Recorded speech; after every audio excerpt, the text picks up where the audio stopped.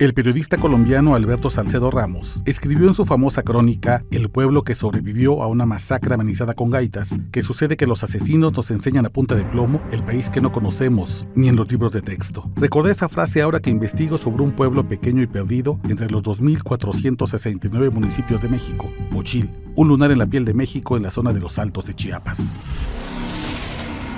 Nación Criminal con Oscar Banderas.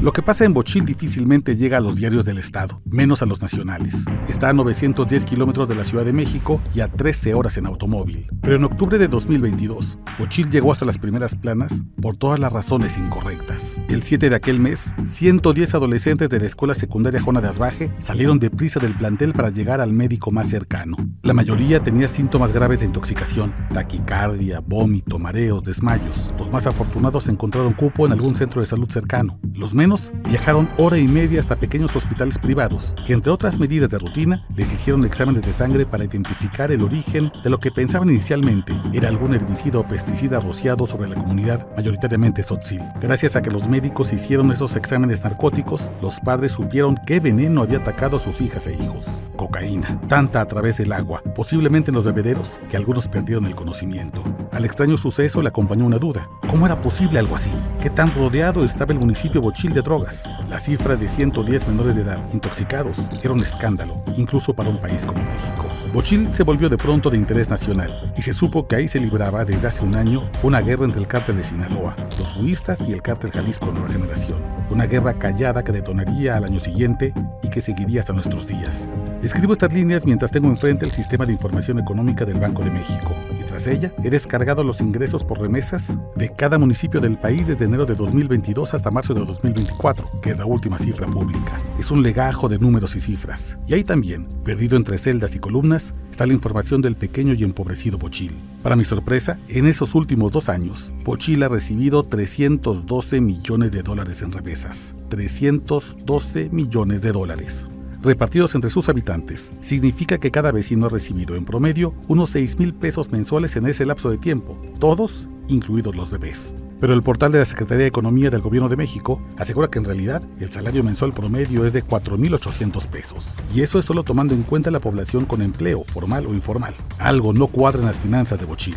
Recibe millones de dólares cada trimestre, pero no se refleja en los indicadores oficiales y de una vida menos pobre para sus habitantes. A falta de una explicación oficial y en vista de la narcoviolencia que vive este pequeño municipio con cocaína hasta en el agua, bien podríamos sospechar que el incremento de remesas y la ausencia de aumento de ingresos por familias podrían ser un efecto del lavado de dinero, ya sea mediante retiros periódicos de altas sumas de dinero o el envío de dólares desde Estados Unidos para financiar actividades ilícitas como el pago de polleros o la instalación de laboratorios para drogas químicas. Al revisar la información de remesas en México, hay más casos extraños o de súbitos crecimientos en remesas en lugares como Comitán, Chiapas, San Luis de la Paz, Guanajuato o Ixtlahuaco, Estado de México. Señales rojas que hay que atender para prevenir que ese dinero llegue a manos del crimen organizado en lugar de las familias más pobres. Pero si algo quedó claro en el tercer y último debate presidencial dedicado a la seguridad, es que el tema no es prioridad para ninguna candidatura. De las 17,955 palabras pronunciadas en el Centro Cultural Universitario de Tlatelolco el pasado domingo, en 0 ocasiones alguien dijo lavado de dinero y solo en 5 dijeron remesas. Mientras tanto, en Bochil siguen llegando todos los días miles de dólares para financiar una guerra que intoxica con cocaína hasta las escuelas. Oscar Banderas, hermano, qué gusto saludarte, qué gusto que ya estés un poquito mejor. ¿Cómo vas? Gracias, hermano. Bien, muy bien, buenos días. Pues ahí afortunadamente dándole tratamiento al sistema respiratorio, una friega enfermarse, lo que comentamos, además enfermarse en tiempos de contingencia ambiental, en tiempos de ola de calor y además en tiempo de elecciones, que para un periodista es como Navidad. Está cañón. Oye, a ver, y justamente sobre eso viene la Nación Criminal del día de hoy, el lavado de dinero. Pues ahí está. Dice el Banco de México, tenía un estudio hace algunos años, de cómo se incrementa la cantidad de efectivo que hay en elecciones. Es una locura. Manejas muchísimo efectivo, casi 15% más. Imagínate, y pongo como ejemplo este pequeño municipio Bochil, que insisto, seguramente mucha gente nunca había escuchado al respecto. Tal vez nadie lo había escuchado hasta ahorita, que le recordé la historia de estos 110 estudiantes de secundaria que son intoxicados porque toman agua del bebedero del plantel y tiene cocaína. Y entonces eso abre justamente la caja de Pandora de cómo estaban rodeados de drogas en este pequeño municipio chiapaneco en la zona de Los Altos. Y entonces cuando uno ve los datos de remesas que llega a este pueblo, insisto, pequeñito, es un pueblo de los más pequeños en esta zona de Los Altos, una zona que sabemos hoy muy violenta por Cártel Jalisco Nueva Generación, los Huistas, Cártel de Sinaloa, recibe en 2 años más de $300 millones. Pero además es un pueblo tan pequeño, querido Luis. Trabajan un buen los señores de las remesas, seguramente, ¿no? Justo, es un pueblo tan pequeño, además tan alejado, que ni siquiera tiene grandes cantidades de expulsión de migrantes. Porque incluso para migrar, pues necesitas dinero. Necesitas pagar al pollero, necesitas pagar una ruta. Incluso dentro de eso es un privilegio para mucha gente. Mucha gente es tan pobre que pensar en irse a Estados Unidos ni siquiera está en el radar. Esa gente tan pobre seguramente vive también en Bochil. Entonces tampoco se explica uno cómo este pueblo puede recibir 320 millones de dólares. Bueno, no por la vía legal. Uno se lo puede explicar después cuando empieza a ver lo que sucede y dice, pues qué tal que esto es lavado de dinero. Qué tal que entonces lo que está pasando es que mandan dinero para que se hagan los retiros y entonces eso se le entrega al crimen organizado. Tú eres experto en temas de delincuencia organizada, Oscar. O sea, has seguido esto desde siempre, es el eje de tu carrera. Sí. Y has visto desde hace ya varios años, un par de sexenios, cómo se ha ido degradando la seguridad en este país. Cómo a veces hablábamos de una fosa clandestina y era la gran nota. La fosa de San Fernando, Tamaulipas, por ejemplo, cuando Calderón, ¿te acuerdas? Claro, terrible. Los 72 migrantes, si no me acuerdo. Sí, bueno, pues ahí estaban. Y ahora pues hay fosas de 72 o de más, incluso varias, y más. Ya no es nota, ¿no? Fue el debate presidencial y se habló sobre este tema. ¿Viste algo? O sea, revisé la versión estenográfica del tercer debate presidencial. Son más de 17,000 palabras emitidas a lo largo del debate. Un debate a mí me pareció, la verdad, aburridísimo en términos de... No, y en la estenográfica debe estar peor. No, bueno, o sea, ¿por qué haces esas cosas? Le puedes poner fast forward en el YouTube, si sabías. Es vodka con somníferos. No manches, ¿no? ¿Por qué hiciste eso? Y cuando uno lee, dice, este es un tema apasionante, seguridad. De hecho, está rankeado de acuerdo con las propias encuestas, la mayoría, como el tema más preocupante. ¿No? Mucho más que empleo, mucho más que infraestructura, mucho más que salud. Imagínate, es seguridad. Y de las más de 17,000 palabras, 0 palabras, Luis. 0 correspondientes al lavado de dinero. En 0 ocasiones se dijo finanzas.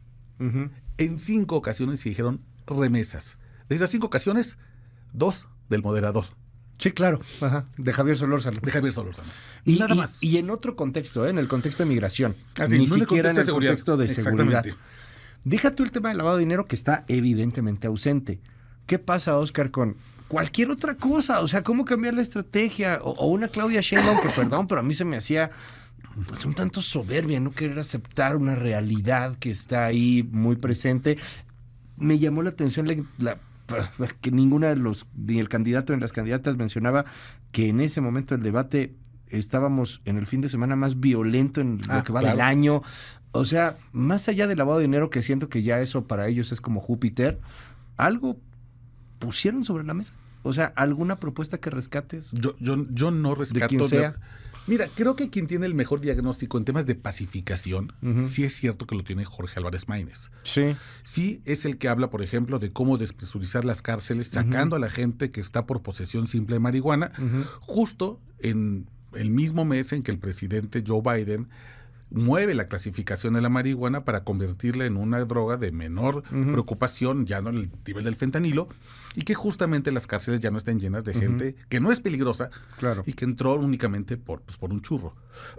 Perdón. Sí, no te preocupes. Veo además también propuestas interesantes alrededor de cómo poder utilizar mejor los recursos, cómo invertir cada vez menos justo en combatir, por ejemplo, plantíos de marihuana y de amapola cuando el mundo no va hacia allá.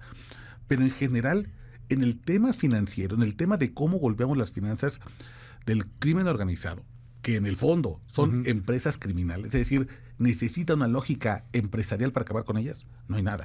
Ni el más joven de los candidatos, que es Álvarez Maínez, se atrevió a hablar de cuentas bancarias, de unidades de inteligencias financieras, de cómo vamos a quitarles los bienes. Sí, claro. Y hace poquito en X, en Twitter, una cuenta anónima de alguien que está ubicando los ranchos del Mayo Zambada. Y luego ubica los ranchos de los Chapitos. Para saber si es cierto, ¿no? Pero está ahí poniendo supuestas fotos aéreas. Y yo digo, es que ese es el tema. Mucho más allá de ubicar a los jefes de plaza, ubiquemos sus propiedades, sus activos financieros, lo que usan para financiar las guerras, pero esa discusión pareciera, como tú dices, que nosotros estamos sufriendo en la Tierra y esos están en Júpiter. Vamos a saber si este cuate, o sea, a lo mejor miente o a lo mejor es real, ¿no? Pero estás en un paraje en Sonora, desierto, y de repente ves ahí una mansión sototota. O sea, y eso lo ves con el Google Earth, pues. Entonces, o sea, bajas, ahorita lo podemos visto. ver y podemos estar así viendo, oye, mira, aquí no hay absolutamente nada y en la mitad de la nada hay 4 albercas y aquí se ve una caballeriza. Claramente aquí hay algo raro. O sea, si eso lo podemos hacer civiles, sin ningún tipo de inteligencia ni recurso, pues que no podría ser el gobierno. Pero también aquí me atrevo y soy muy provocador en el aspecto, pues no será porque pues al final le deben a alguien. Claro. No estoy diciendo que Sheinbaum o Gálvez o Mañez, ¿no?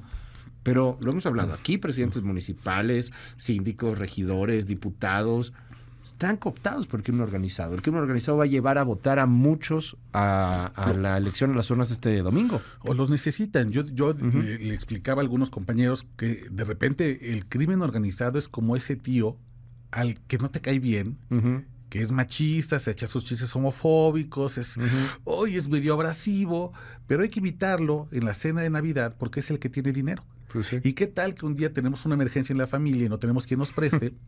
Pues hay que hablar de este tío, hay que medio sentirlo incluido. Hay que tratarlo bien. Hay que tratarlo bien, aguantarlo de vez en cuando, porque qué tal que un día requerimos de su ayuda. Y esa ayuda justo llega en temporadas electorales. La mayoría de las candidaturas en México no se ganan con el límite presupuestal que marca el INE. Todo mundo sabe que hasta para la elección del presidente municipal más chiquito se rebasan todos los topes de gastos de campaña. ¿Y cómo se rebasan? Con dinero en efectivo. Claro. ¿Quién lo tiene? El crimen organizado. Y justamente es en temporadas como esta, cuando la gente, con los políticos, cualquier coalición dice, pues no nos gusta meternos a la cama, a la mesa con el crimen organizado. Pero tenemos que procurarlo en estos tiempos, pues para que nosotros podamos ganar la elección. Es cierto, al ser el crimen organizado una creación del sistema y no un error del sistema, por supuesto que a nadie le conviene en esas esferas atacar las finanzas. Oscar Valderas, muchísimas gracias, como siempre, Oscar, y te seguimos en tu red. Muchas gracias, hermano. En X seguimos la conversación, @Oscar Balmen. Y ya está disponible Territorio Rojo, ¿verdad? Ya está Territorio Rojo, ya estamos llegando al final de la segunda temporada. Lo que me comentan aquí, afortunadamente, es que ha sido un gran éxito. Va muy bien. Va muy bien, estamos mejorando los números de la primera temporada, que así es, ese es el objetivo siempre, ¿no? Que siempre la 2 le gana a la 1 y la 3 le gana a la 2, pero afortunadamente va muy bien. Seguimos invitando a la gente a que pueda seguir escuchando los episodios de la primera y la segunda temporada. Territorio Rojo ya está disponible en MBS Noticias. En YouTube usted escribe Territorio Rojo y ahí están las 2 temporadas. Gracias, querido Oscar.